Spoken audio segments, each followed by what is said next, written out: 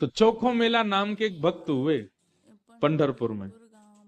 अच्छा, चोखो मेला जो है ये कोई मातृ गर्भ से इनका जन्म नहीं हुआ। तो चोखो मेला जी जो थे, इनका जन्म कैसे हुआ? इनके माता पिता वे एक ब्राह्मण थे। तो विप्र कुल के दो दंपति दोनों नित्य एकादशी पर श्री पंडरीनाथ भगवान का दर्शन करने जाते थे। एक दिन की बात, पंडित जी के मन में आया कि हम श्री पंडरीनाथ भगवान का भोग लगाने के लिए कुछ आम ले चलें।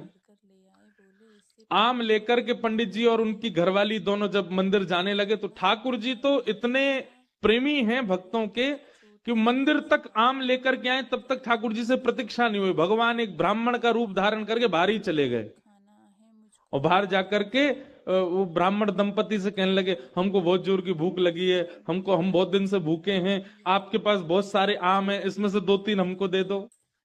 तो विप्र दंपति ने सोचा, कोई बात नहीं, 2-3 आम इनको दे देते हैं, बाकी 2 धा के फिर पंडरीनाथ जी का भोग लगा देंगे। लीजिए लीजिए भैया, आप लोग पाओ। अब जैसे ही ब्राह्मणी ने आम दिया, पंडरीनाथ भगवान जिस रूप में आए थे उस रूप में बढ़िया प्रेम से फल पाने लगे।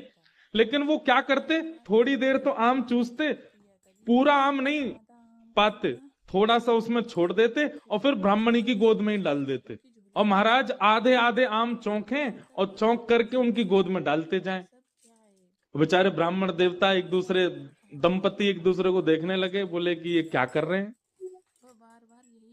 बोले कोई बात नहीं।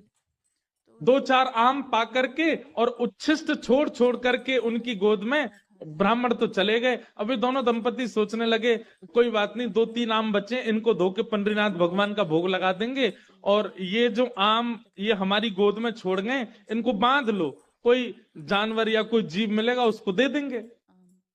अभी इनमें आम बचे हैं, कोई जीव खा लेगा।